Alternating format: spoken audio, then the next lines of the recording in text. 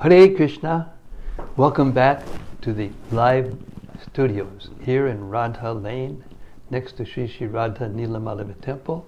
I'm here with the cream of the crop, those devotees, the Vaishnavas, that want and are eager to hear the Srimad-Bhagavatam, and also with all of you out there in cyberspace who are also eager hearers. And this is the one qualification that we need to get love of God, to be eager to hear about the pastimes of the Lord, especially the Bhagavad Gita and the Srimad-Bhagavatam. But the real symptom of eagerness is that we take it into our hearts and change our minds and our behavior according to what we hear. And then we get the mercy of the Bhagavatam, the mercy of the Gita, and the mercy of the Vaishnavas.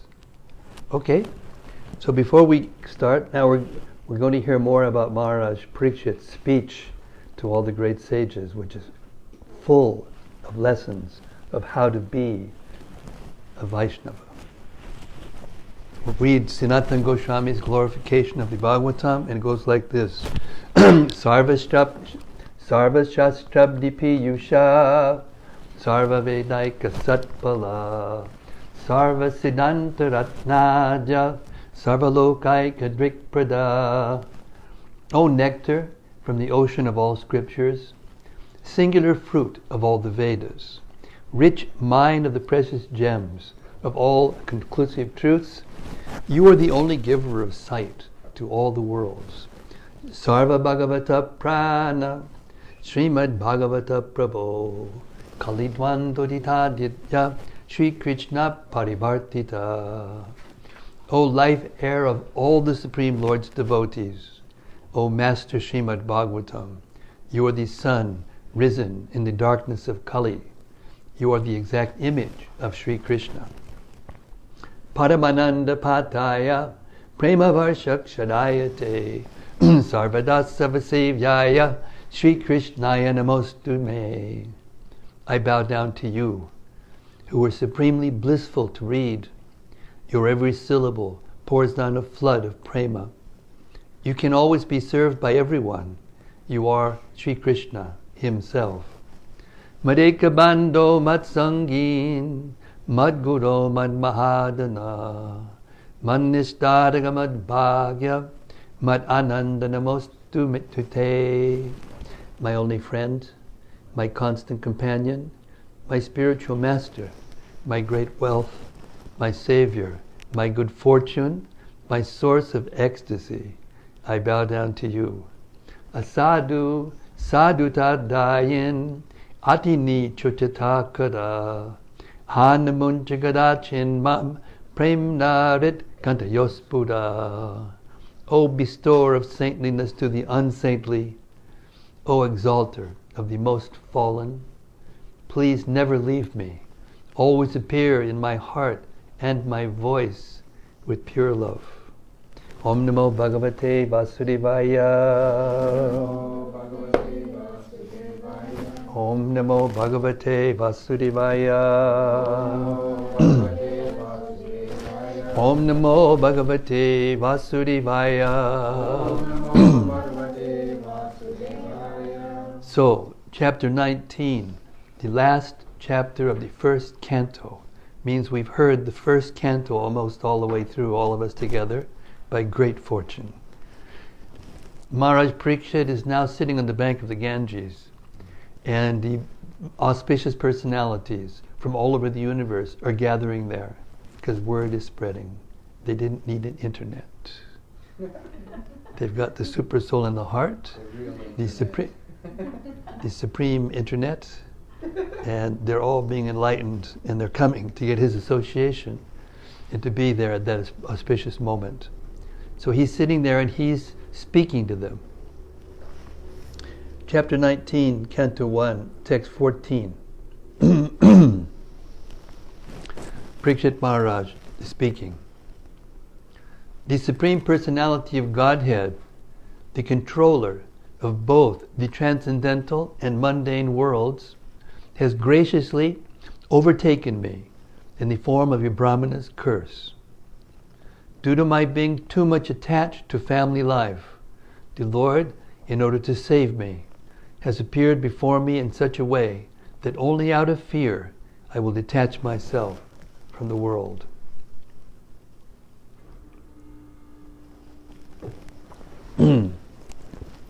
Purport. Maharaj Parikshit, although born in a family of great devotees, the Pandavas, and although securely trained in transcendental attachment for the association of the Lord, still found the allurement of mundane family life so strong that he had to be detached by a plan of the Lord. Such direct action is taken by the Lord in the case of a special devotee.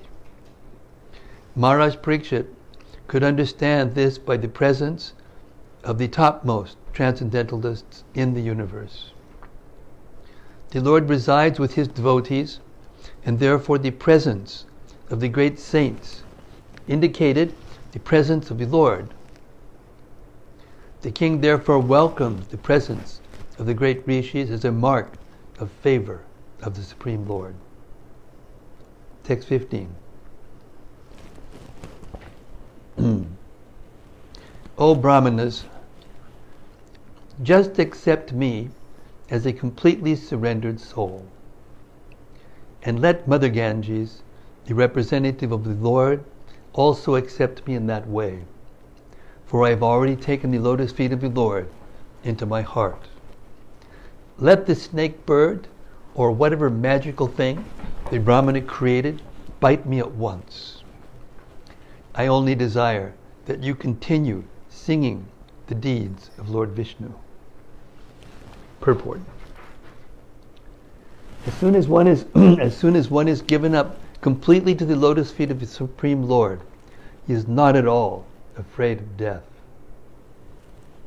The atmosphere created by the presence of great devotees of the Lord on the bank of the Ganges and Maharaj Parikshit's complete acceptance of the Lord's lotus feet were sufficient guarantee to the king for going back to Godhead. He thus became absolutely free from all fear of death. Text 16. Again, offering obeisances unto all you Brahmanas, I pray that if I should again take my birth in the material world, I will have complete attachment to the unlimited Lord Krishna, association with his devotees, and friendly relations with all living beings. I think I'll repeat that. Would you mind, anybody? This is an essential verse for all of us to assimilate. If you can assimilate this verse, your path back to Godhead will become completely clear. Again, offering obeisances unto all you Brahmanas, I pray that if I should take my birth in the material world, if I should again take my birth in the material world, I will have complete attachment to the unlimited Lord Krishna, association with his devotees, and friendly relations with all living beings. Purport. That a devotee of the Lord is the only perfect living being is explained herein by Maharaj Parikshit. A devotee of the Lord is no one's enemy, although there may be many enemies of a devotee. A devotee of the Lord does not like to associate with non-devotees, although he has no enmity with them. He desires association with the devotees of the Lord. This is perfectly natural because birds of the same feather mix together. And the most important function of a devotee is to have complete attachment for Lord Sri Krishna, the Father of all living beings. As a good son of the Father behaves in a friendly way with all his other brothers, so also the devotee of the Lord, being a good son of the Supreme Father, Lord Krishna, sees all other living beings in relation with the Supreme Father. He tries to bring back the upstart sons of the Father to a saner stage and to get them to accept the Supreme Fatherhood of God. Maharaj Parikshit was certainly going back to Godhead But even if he were not to go back, he prayed for a pattern of life which is the most perfect way in the material world. A pure devotee does not desire the company of a personality as great as Brahma, but he prefers the association of a petty living being, provided he is a devotee of the Lord. 7:17. In perfect self-control, Maharaj Parikshit sat down on a seat of straw, with straw roots facing the east, placed on the southern bank of the Ganges, and he himself faced the north. Just previously, he had given charge of his kingdom over to his son. That's Janamejaya. Purport.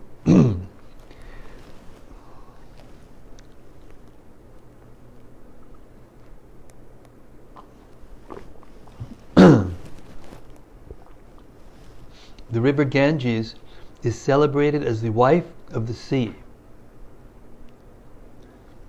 The seed of kusha straw is considered to be sanctified if the straw is taken out of the earth, complete with root, and if the root is pointed toward the east, it is considered to be auspicious.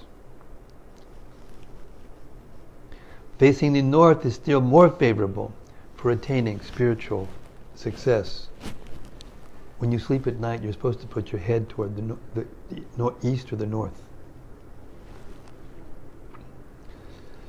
Maharaj Parikshit handed over this charge of administration to his son before leaving home. He was thus fully equipped for all favorable conditions. Text 18. Thus the king, Maharaj Parikshit, sat to fast until death. All the demigods of the higher planets praised the king's actions, and in pleasure continually scattered flowers over the earth and beat celestial drums. Purport. Even up to the time of Maharaj Parikshit, there were interplanetary communications, and the news of Maharaj Parikshit's fasting unto death to attain salvation reached the higher planets in the sky, where the intelligent demigods live. The demigods are more luxurious than human beings, but all of them are obedient to the orders of the Supreme Lord. There was no one in the heavenly planets who was an atheist or non-believer. Thus, any devotee of the Lord on the surface of the earth is always praised by them. Whew. And in the case of Maharaj Parikshit, they were greatly delighted and thus gave tokens of honor by scattering flowers over the earth and by beating celestial drums. A demigod takes pleasure in seeing someone go back to Godhead. He is always pleased with the devotee of the Lord, so much so that by his adidaivic powers he may help the devotees in all respects, and by their actions the Lord is pleased with them. There is an invisible chain of complete cooperation between the Lord, the demigods, and the devotees of the Lord on earth. Text 19. All the great sages who were assembled there also praised the decision of Maharaj Parikshit, and they expressed their approval by saying, "Very good." Naturally, the sages are inclined to do good to common men, for they have all the qualitative powers of the Supreme Lord. Therefore, they were very much pleased to see Maharaj Parikshit, a devotee of the Lord, and they spoke as follows. Purport. The natural beauty of a living being is enhanced by rising up to the platform of devotional service. Maharaj Parikshit was absorbed in attachment for Lord Krishna. Seeing this, the great sages assembled were very pleased, and they expressed their approval by saying, "Very good." Such sages are naturally inclined to do good to the common man, and when they see a personality like Maharaj Parikshit advance in devotional service, their pleasure knows no bounds. and they offer all blessings in their power. The devotional service of the Lord is so auspicious that all demigods and sages up to the Lord himself became pleased with the devotees. And therefore the devotee finds everything auspicious. All inauspicious matters are removed from the path of a progressive devotee. Meeting all the great sages at the time of death was certainly auspicious for Maharaj Parikshit, and thus he was blessed by the so-called curse of a Brahmin boy. Text 20. The sages said, O chief of all the saintly kings of the Pandu dynasty, who were strictly in the line of Lord Sri Krishna, it is not at all astonishing that you give up your throne, which is decorated with the helmets of many kings, to achieve eternal association with the personality of Godhead. Purport. Foolish politicians who hold political administrative posts think that the temporary posts they occupy are the highest material gain of life, and therefore they stick to those posts, even up to the last moment of life, without knowing that achievement of liberation as one of the associates of the Lord in his eternal abode is the highest gain of life. The human life is meant for achieving this end. The Lord has assured us in the Bhagavad Gita many times that going back to Godhead, his eternal abode, is the highest achievement. Prahlad Maharaj, while praying to Lord Nrsimha, said, O my Lord, I am very much afraid of the materialistic way of life, and I am not the least afraid of your present ghastly, ferocious feature of Nrsimhadev. This materialistic way of life is something like a grinding stone, and we are being crushed by it. We have fallen into this horrible whirlpool of the tossing waves of life, and thus, my Lord, I pray at your lotus feet to call me back to your eternal abode as one of your servitors. This is the summit liberation of this materialistic way of life. I have very bitter experience of the materialistic way of life, in whichever species of life I have taken birth, compelled by the force of my own activities, I have very painfully experienced two things, namely, separation from my beloved and meeting with what is not wanted. And to counteract them, the remedies which I undertook were more dangerous than the disease itself.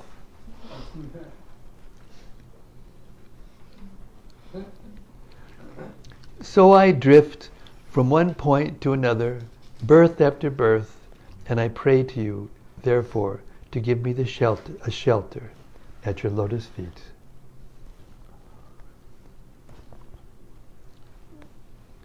The Pandava kings, who were more than many saints of the world, know the bitter results of the materialistic way of life. They were never captivated by the glare of the imperial throne they occupied, and they sought always the opportunity of being called by the Lord to associate with Him eternally. Maharaj Parikshit was the worthy grandson of Maharaj Yudhishthira. Maharaj Yudhishthira gave up the imperial throne to his grandson, and similarly, Maharaj Parikshit, the grandson of Maharaj Yudhishthira, gave up the imperial throne to his son, Janamejaya. That is the way of all the kings in the dynasty, because they are all strictly in the line of Lord Krishna. Thus the devotees of the Lord are never enchanted by the glare of materialistic life. They live impartially, unattached to the objects of the false, illusory, materialistic way of life. Text 21.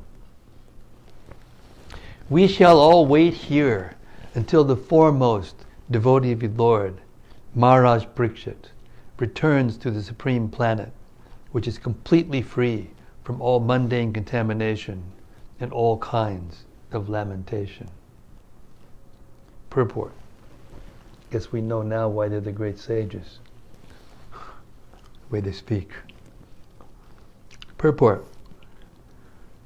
Beyond the limitation of the material creation, which is compared to a cloud in the sky, there is the Paravyoma, or the spiritual sky, full of planets called Vaikunthas.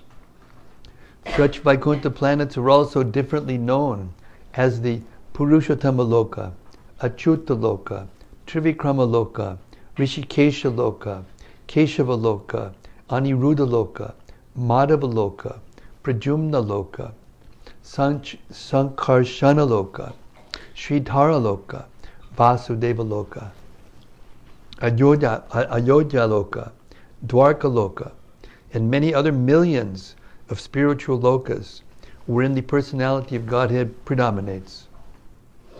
All the living entities there are liberated souls with spiritual bodies as good as that of the Lord.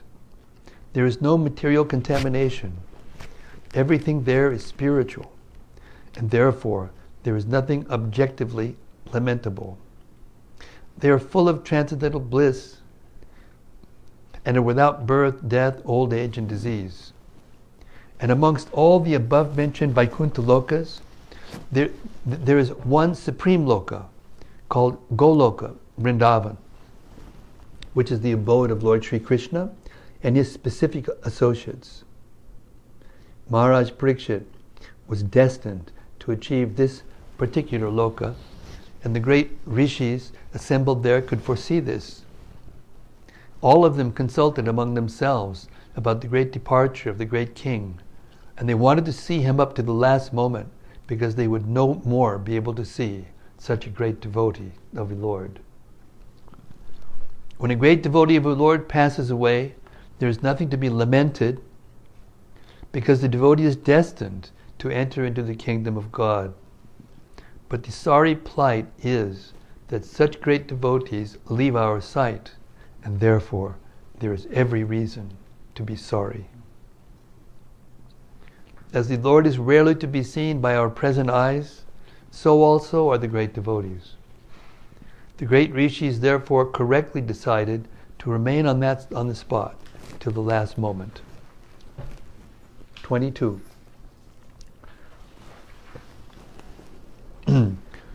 All that was spoken by the great sages was very sweet to hear, full of meaning, and appropriately presented as perfectly true. So after hearing them, Maharaj Parikshit, desiring to hear of the activities of Lord Sri Krishna, the personality of Godhead, congratulated the great sages. So this is a very interesting verse, isn't it? This is how we should learn how to speak. All that was spoken by the great sages, and following in the footsteps of the great sages, we should speak like this, or try to. Make an effort. All that was spoken by the great sages was very sweet to hear, full of meaning, and appropriately presented as perfectly true. That means they have to say things in words that the person they're speaking to can understand it and hear it and accept it. So after hearing them, Maharaj Parikshit, desiring to hear of the activities of Lord Sri Krishna, the personality of Godhead, congratulated the great sages. So this is the mutual, Prabhupada used to call it, the mutual admiration society, the spiritual society, the Lord's family, the pure devotees of the Lord. They are always glorifying one another. Therefore they avoid criticizing other devotees.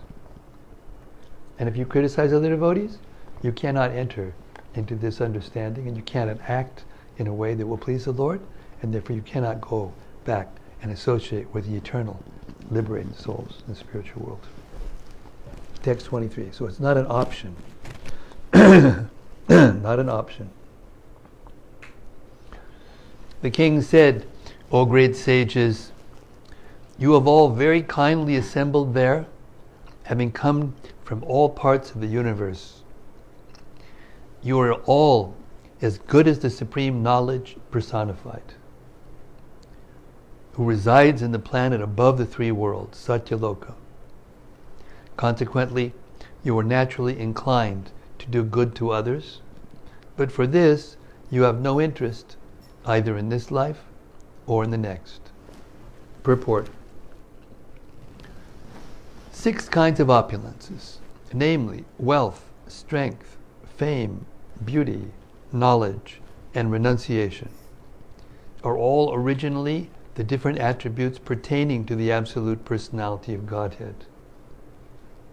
The living beings, who are part and parcel entities of the Supreme Being, have all these attributes partially, up to the full strength of 78%. In the material world, these attributes, up to 78% of the Lord's attributes, are covered by the material energy, as the sun is covered by a cloud. The covered strength of the sun is very dim compared to the original glare, and similarly, the original color of the living beings with such attributes becomes almost extinct. There are 3 planetary systems, namely the lower worlds, the intermediate worlds, and the upper worlds. The human beings on earth are situated at the beginning of the intermediate worlds. But living beings like Brahma and his contemporaries live in the upper world, of which the topmost is Satyaloka. In Satyaloka, the inhabitants are fully cognizant of Vedic wisdom, and thus the mystic cloud of material energy is cleared. Therefore, they are known as the Vedas personified. Such persons, being fully aware of knowledge, both mundane and transcendental, have no interest in either the mundane or transcendental worlds. They are practically desireless devotees.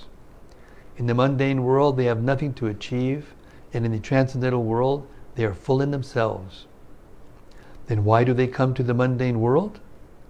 They descend on different planets as messiahs by the order of the Lord to deliver the fallen souls. On the earth, they come down and do good to the people of the world in different circumstances, under different climatic influences. They have nothing to do in this world, save and except reclaim the fallen souls, rotting in the material existence, deluded by material energy. Text 24. O trustworthy Brahmanas, I now ask you about my immediate duty. Please, after proper deliberation, tell me of the unalloyed duty of everyone in all circumstances, and specifically of those who are just about to die. Purport. In this verse, the king has placed 2 questions before the learned. The first question is, what is the duty of everyone in all circumstances? And the second question is, what is the specific duty of one who is to die very shortly? Of course, none of us know when we're going to die, do we? So therefore, they're actually one and the same. Eventually. Not that we can put it off and do what you want, say what you want, think what you want, act the way you want. And I'll do that later when it comes time to die.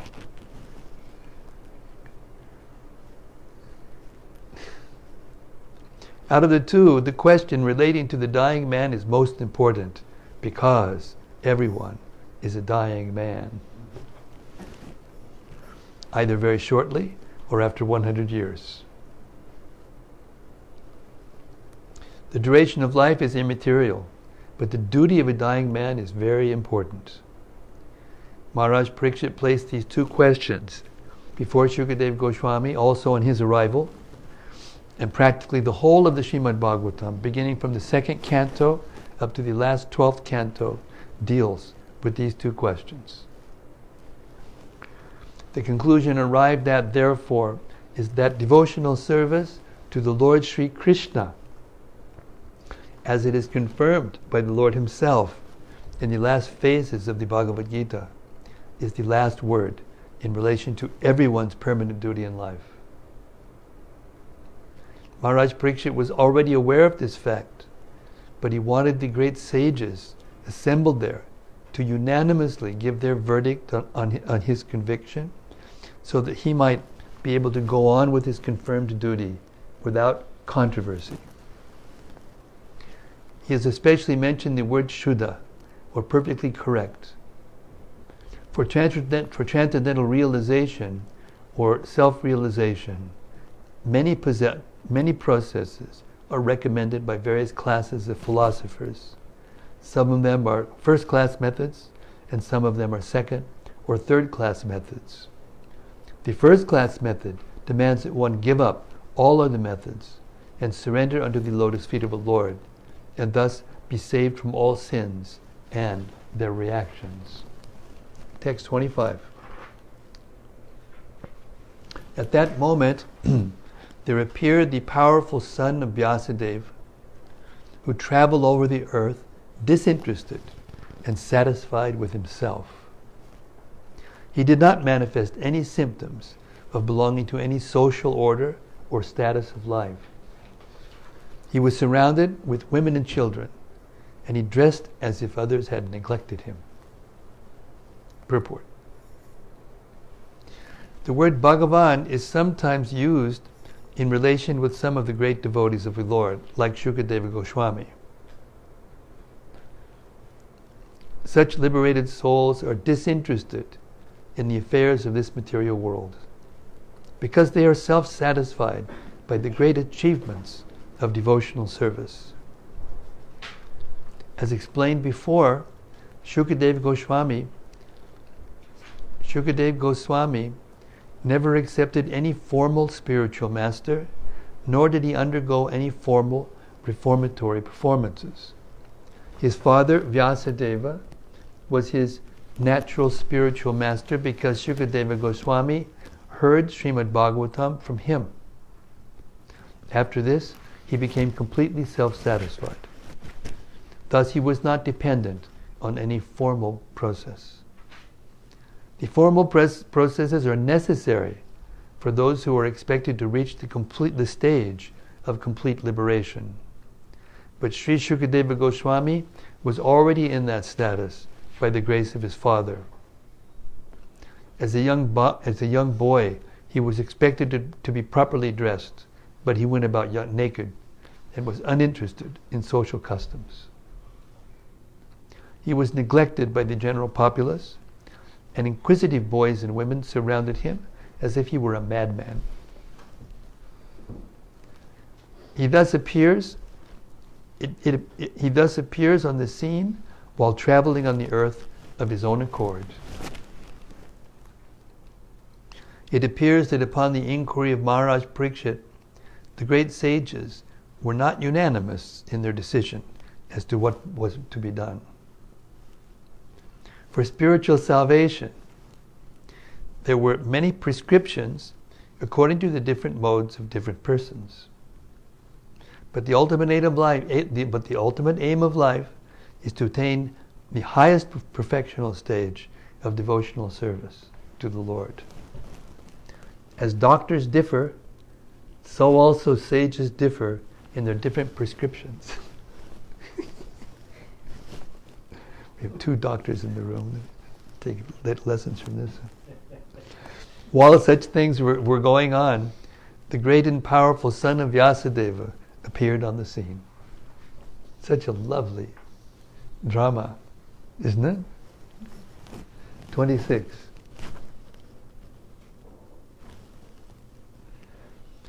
This son of Vyasadeva was only 16 years old. His legs, hands, thighs, arms, shoulders, forehead, and the other parts of his body were all delicately formed. His eyes were beautifully wide, and his nose and ears were highly raised. There he is. Yeah. He had a very attractive face, and his neck was well formed and beautiful, like a conch shell. Purport. A respectable personality is described beginning with the legs, and this honored system is observed here with Sukadeva Goswami. He was only 16 years of age. A person is honored for his achievements and not for advanced age. A person can be older by experience and not by age. Sri Sukadeva Goswami, who is described herein as the son of Vyasadeva, was by his knowledge more experienced than all the sages present there, although he was only 16 years old. 27. His collarbone was fleshy, his chest broad and thick, his navel deep, and his abdomen beautifully striped. His arms were long, and curly hair was strewn over his beautiful face. He was naked, and the hue of his body reflected that of Lord Krishna. Pretty good art. Who is this? Yeah, Prabhupada oversaw this very carefully. Purport. His bodily features indicate him to be different from common men. All the signs described in connection with the bodily features of Sukadeva Goswami are uncommon symptoms typical of great personalities, according to the physiognomical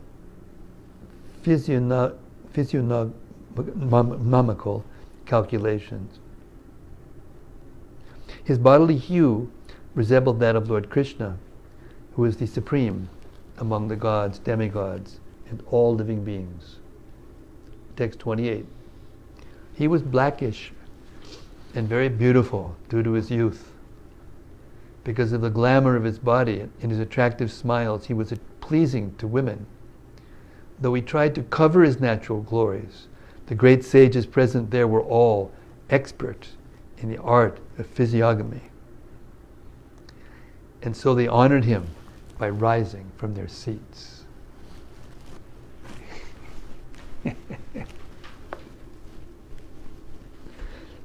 29.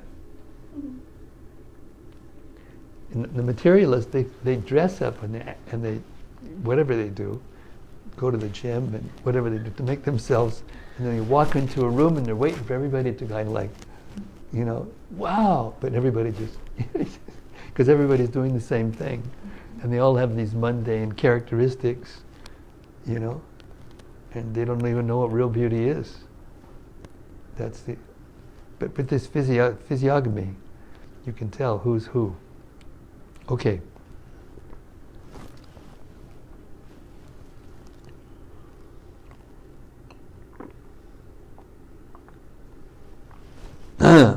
Maharaj Parikshit, who was also known as Vishnurata, one who was always protected by Vishnu, bowed his head to receive the chief guest, Sukadeva Goswami. Sukadeva Goswami.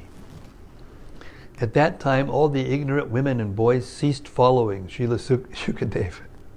Receiving respect from all, Sukadeva Goswami took his exalted seat. It was all laid out. It was all planned out. Krishna planned it all out. They were all bickering. Do that. No, you should do that. No, the best thing is this. And they saw Sukadeva Goswami, all bowed down. And he said, please, sit here. But in the material world, everyone's envious. They don't want anybody to sit on the high seat. Purport. On Sukadeva Goswami's arrival at the meeting, everyone, except Srila Vyasadeva, Narada, and a few others, stood up. And Maharaj Parikshit, who was glad to receive a great devotee of the Lord, bowed down before him with all the limbs of his body. Sukadeva Goswami also exchanged the greetings and reception by embrace, shaking of hands, nodding, and bowing down, especially before his father and Narada Muni. Thus he was offered the presidential seat at the meeting. When he was so received by the king and sages, the street boys and less intelligent women who followed him were struck with wonder and fear. So they retired from their frivolous activities, and everything was full of gravity and calm.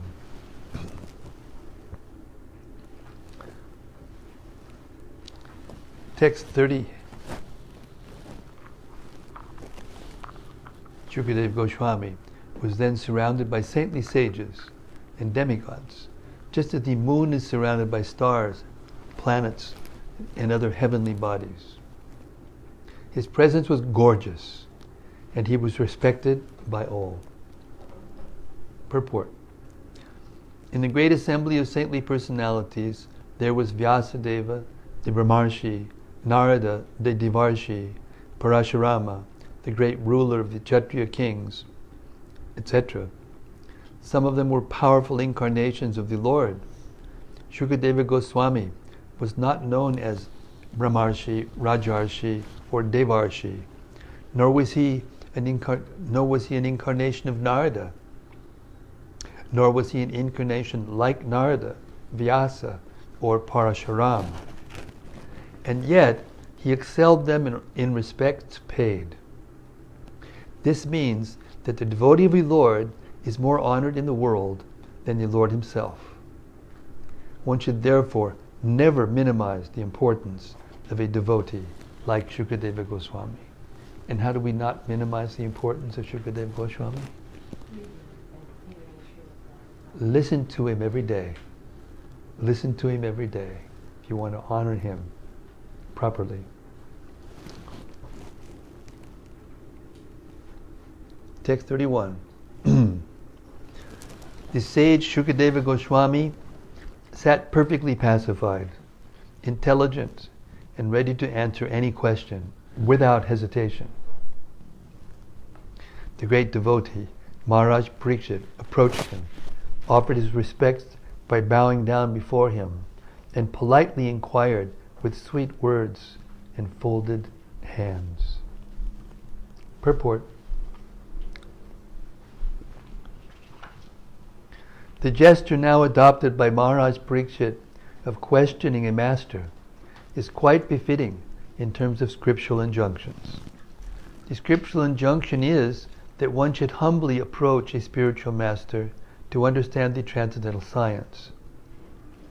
Maharaj Parikshit was now prepared for meeting his death, and within the very short time of 7 days, he was to know the process of entering the kingdom of God. In such important cases, one is required to approach a spiritual master.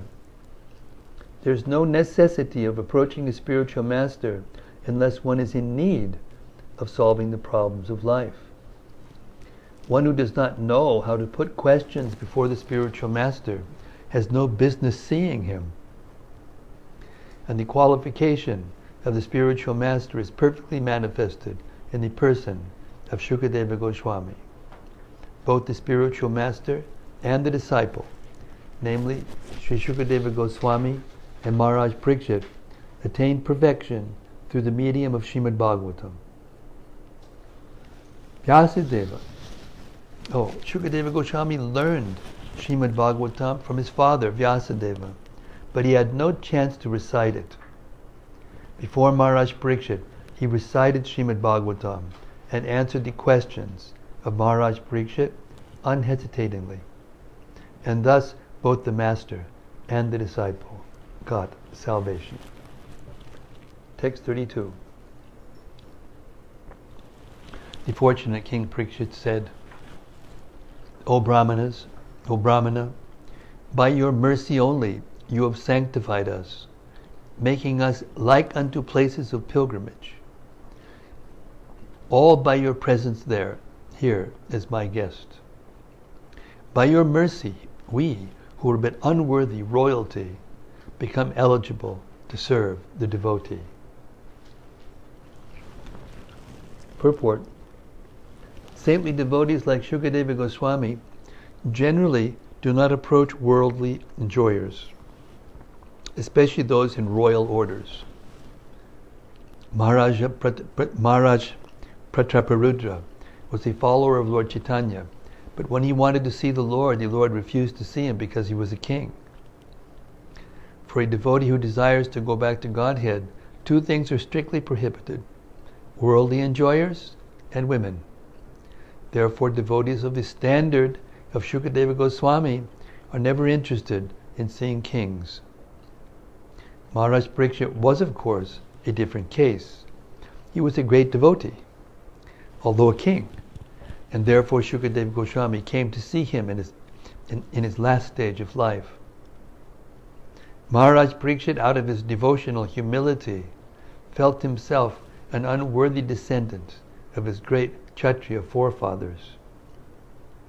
Although he was as great as his predecessors, the unworthy sons of the royal order are called Kshatriya Bandhavas, as the unworthy sons of the Brahmanas are called Dvija Bandhus, or Brahma Bandhus.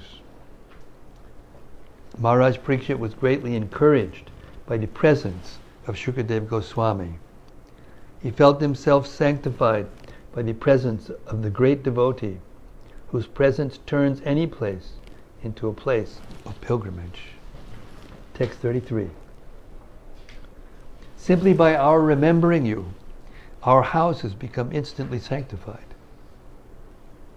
And what to speak of seeing you, touching you, washing your lotus feet, your holy feet, and offering you a seat in our home. Purport.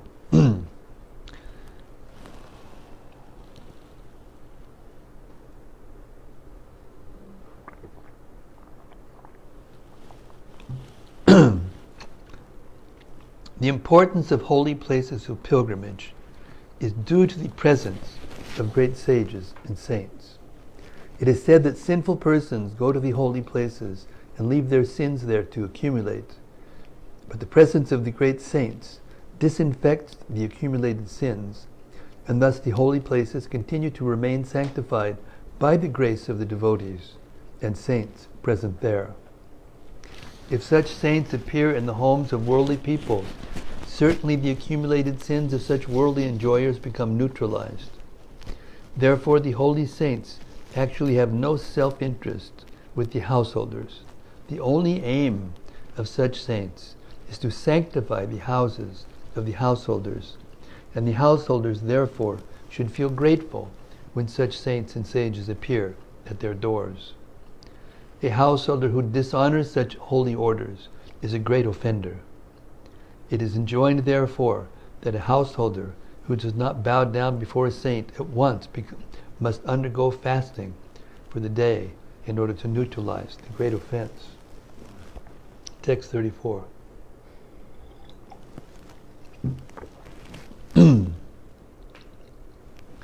Just as the atheist cannot remain in the presence of the personality of Godhead, so also the invulnerable sins of a man are immediately vanquished in your presence, O saint, O great mystic.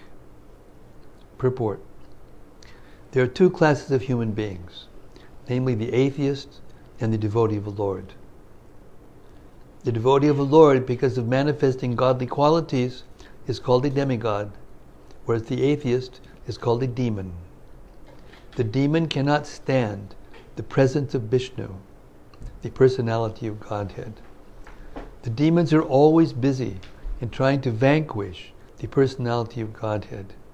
But factually, as soon as the personality of Godhead appears by either his transcendental name, form, attributes, pastimes, paraphernalia, or variegatedness, the demon is at once vanquished. It is said that a ghost cannot remain as soon as the holy name of the Lord is chanted.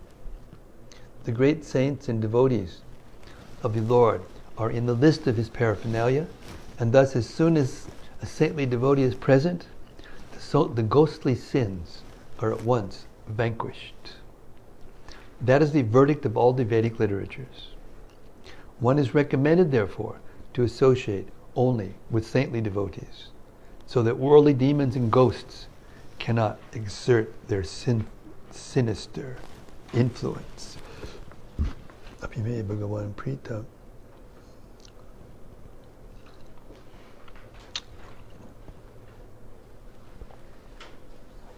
So we'll stop here and hear what more Maharaj Parikshit has to say.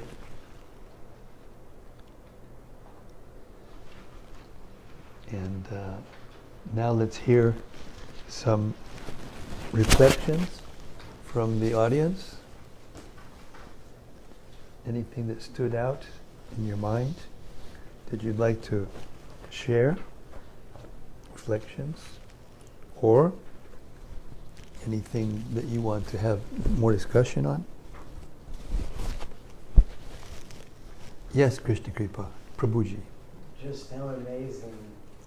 This is the second time that Sukadeva's meeting with Parikshit is described. It's also described in, I think, the 4th chapter, when he comes into the town also. But how he left from Vyasadev's ashram in Badrinath, up in the mountains of Himalayas, and walked down to the Ganges and Hastinapur at just that moment. It's so amazing how Krishna works in this sense, and what he must be doing in our daily lives also that we don't even see. I thought of that same thing, and I also thought how, Hare Krishna, Hare Bol, Doctor. I also thought that although the verses actually say that he was wandering about, he didn't like leave there particularly to go there. He might have left there, but he was wandering about without any interest, without any purpose. But Krishna, in that sense, yeah, in that sense is what you're saying is true. He was guided right to the spot, right at the right moment. Yes, it's a evidence of Krishna's all-pervasive intelligence and presence, no doubt. And there was no discussion when he gets there. It's just, oh, exactly, fine. Exactly, because you're with people who can see who is actually advanced and who not, just by seeing their physiognomy. Yes, Hannah. 2 questions. One, is Jesus from Satyaloka? We don't know. We don't know. It's not in any scripture. There's no, even in the Bible, there's no, exact. They say that there's a place for him at the right side of God. So no. No, it means that the goal is the kingdom of God. But he was also, like the saints and the spiritual teachers of all the Vedas, they want to create the kingdom of God here by using everything in devotional service and by teaching everybody to worship Krishna. So, but it is, we don't know exactly because there's so many millions. When you get real knowledge, you realize there's so many planets and so many places. He could have come from anywhere. There's forms of God that, there's a little hint of it. This is just my understanding. I'm not saying this is from Shastra. I'm just saying it, that when somebody makes the statement, there's a place for you on the right hand of God. It kind of had a ring. It has a ring of reverence, reverence of, and the general teaching in most other scriptures in the world is fear of God. In the Jewish tradition, they won't allow you to chant the name of God. They say if you chant the name of God, then you're doomed, because we're so sinful that if we chant the name of God, we will contaminate God. And the perverted reflection of that is in India, where they don't open the deity curtains in some places for very long. They open it and poof, close it, because they don't want the deity to become contaminated by seeing all the devotees. This just shows you how deep ignorance can go. That even in places that are supposed to be enlightened and supposed to be worshiping the Lord, because there's different qualities of devotees. We've heard it a number of times so far in the first canto. 3rd class devotees, 2nd class devotees, 1st class devotees. And I heard Gopi Puranadana Prabhu say something very simple that I hadn't heard before. He said the third class devotees, the Kanishtadikaris, the material devotees, materialistic devotees, they serve out of fear. Why? Truth be told. Confirmed. And the second class devotees, they serve out of duty and gratitude. And the first class devotees serve out of love. Sarva had a question. Were you going to say something? Mr. Khan, when Krishna people talked about the kind of amazing timing of Sukadeva Goswami showing up, how many people gave class today, and he said that everything is actually a miracle. I mean, even in the material world, you know, like a little ant or a blade of grass, like as big as scientists think a blade of grass. Yeah, it's amazing. I had that realization when I broke this. You know, it was broken and it was really painful and it was really looked weird and it was weird. And this, you just tie it up and then just leave it. And then a month later you open it up and it's, you know, partly healed. Is that not a miracle? You know, I mean, what kind of engineer can create a machine that can heal itself like that? It's amazing. The line from Walt Whitman says the smallest blade of grass is a miracle. There's Yeah. millions of infinite. Yes. Absolutely. Absolutely. Yes. The spiritual sky is eternal. So does every soul inevitably come into the material creation? If not, why do some and others don't within eternity? You can't understand it in your present position. From this material world, we can't understand it. Because the spiritual world, there's no time and there's no space. So then how are you going to calculate when and where? You can't calculate it. There's no place in the scriptures that analyzes it and comes to any specific conclusion like that. It's like Prabhupada once was asked the question, why is Krishna blue? And Prabhupada immediately answered, why don't you ask him? In other words, certain things you got to go back to find out. You can't know everything from this position. We're conditioned souls, that we can't know everything. But we can know enough to know where we're supposed to go and how wonderful Krishna is. We can't know everything. Prabhupada explained that the soul is not created. The bodies of the soul are created. Therefore, in a sense, the created beings are created, but not the soul within the created being. The soul of the created being is eternal.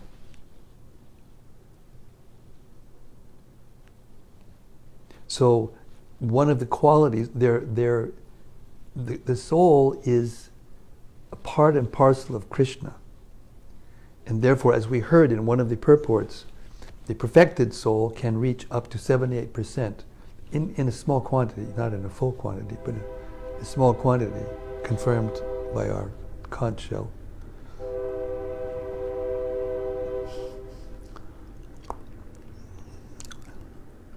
So the soul can reach up to, in his perfect stage, 78% of the qualities of God, because he's part of Krishna, but he's an infinitesimal part of Krishna. Krishna is infinite consciousness, and we're an infinitesimal part of consciousness. But because we're a part, we have all the qualities, but to a very small degree. So one of the qualities of God is that he's completely independent. He's self-reliant. He doesn't need anyone else for his satisfaction. He's completely self-reliant. So the soul has a part of that independence, a partial independence. And with the partial independence comes two things: the ability to use it properly and the ability to use it improperly. Even in the spiritual world. Even in the spiritual world. There's an inconceivable independence, and it's too subtle for us to understand how a person could decide to be like Krishna. Or something, the first fall down is not some gross thing. It's very subtle. It's a very subtle seed of envy. So the second that's there, That we don't know. You can't know the dynamics exactly like that, the mechanics exactly like that. We don't even know how many hairs are on our head, I was trying to figure out today when I was looking at this thing, I was taking a bath and I was trying to look at it and see you can't figure these things out. How is it that it got from here from where it was a month ago to here, by just staying inside a little thing. that's what the man teacher class today was saying. Badahari. Yes. Yeah. Therefore, if you are actually hearing from someone who's repeating the philosophy from the spiritual master without changing it, even though he may say it in different words, you will hear the same thing. And if you're hearing from somebody who wants to become the best, then you may hear something different. Because he'll want to say something different. So he will be unique, and other people will have to come to him to get it. Therefore, we have to be in knowledge.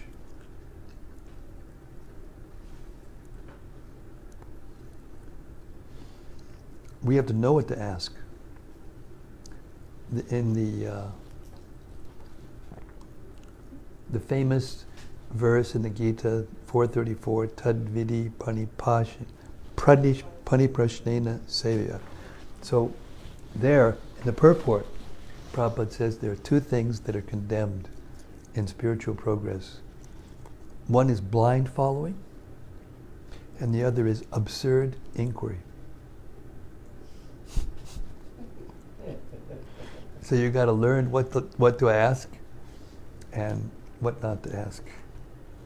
And but this is a nice question, and it's often asked by beginners, and even people who have been around for a long time still asking. They can't accept the answer. So that's another thing. There's a part of that. The next part of that purport says that it's not enough just to hear the answer, but one must get the proper understanding from the spiritual master. So what does that mean? Inquire. What? Keep inquiring. Yes. You have to keep, in other words, you don't. If something goes in that you don't understand, then you have to ask. And if you still don't understand it, you have to ask. But what does that require? Humility and honesty. Humility and honesty. If you're not honest, if you're not saying anything that you're doing, if you're not saying everything that you're doing, and you're doing something behind the back, if you're acting in a way that you know not right, but you do it anyway, then you're whimsical, and you can't get the mercy of the spiritual master. Karmendriyani samyamya yaaste manasas smaran indriyartad vimudatma mitachara sa uchite. If one is acting like he's renounced externally, but internally he's always looking for the objects of the senses, then he's self-deluded and he's called a pretender. So you can't get the mercy of the spiritual master by pretending. You have to, therefore, it's pariprashneva, sevya. There has to be submission and there has to be service. And then eventually, it'll all be revealed. Yasya devi pura bhaktir, yata devi tatagaro, tasyate tatikaryata, prakashante mahatmana. One who has full faith in Krishna and in the spiritual master, all the purports of the Vedas are revealed to them within the heart. Because Krishna becomes pleased by that. The whole secret of success is to please the spiritual master. If we're still trying to please our own senses, then we cannot act in such a way, or want even to act in such a way, as to please the spiritual master. Or the holy name even.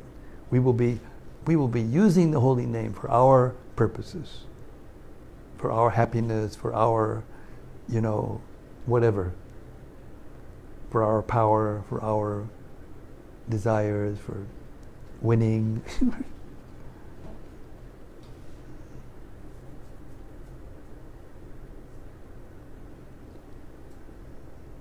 Yes, Sarva. At some point, Srila Prabhupada just said, stop asking questions. Just get out and Well, Srila Prabhupada didn't. It's not that you have to ask the questions. If you're a liberated soul, I'm going to ask a question. I'm answering your question. So if a person's a liberated soul, then he doesn't have to ask questions. Prabhupada never asked a question. He asked one question. He asked it twice. The first time he saw him, and at the end when he wrote his letter, how can I serve you? What do you want me to do? That's the question. But from that question comes the ability to ask all other questions. Comes the intelligence to understand.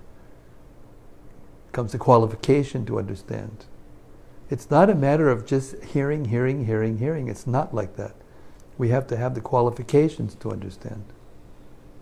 And we get the qualifications for understanding through these literatures and by trying to be like them, trying to think like them, trying to feel like them, trying to will like them,